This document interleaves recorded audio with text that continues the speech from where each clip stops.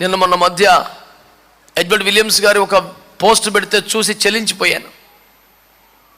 జనగామలో ఒక మందిరాన్ని గురించి అక్కడ సేవ చేసిన ఒక దైవజనుడు రష్యా నుంచి నడుచుకుంటూ దేశాలు దేశాలు దేశాలు కొన్ని సంవత్సరాలు నడుచుకుంటూ మొత్తానికి ఇండియాకి చేరాడంట. ఆ దేశం ఇంకో దేశం, ఆ దేశం ఇంకో దేశం, అట్ట తిరిగి ఆ దైవజనుడు కష్టపడి అక్కడ సేవ చేసి ఒక మంచి సంఘాన్ని కట్టి అతను అక్కడే చనిపోయి, తన కూతురు చనిపోయింది, వారి సమాధులు చర్చ్ క్యాంపస్లో ఉంటాయి. అతడు సేవ కొరకు కష్టపడి సమకూర్చిందంతో తెలుసా? సమకూర్చడం అంటే ఏంటి? పూర్వముఖ స్థలంలో కర్రలు పాతేసుకోవటం కాదు. తమ దేశము నుండి సహాయములు విరాళాలు సేకరించి 55 ఎకరాలు చర్చికి సమకూర్చాడు. చర్చి ఆస్తి 55 ఎకరాలు. ఈరోజు మిగిలింది 7 ఎకరాలు.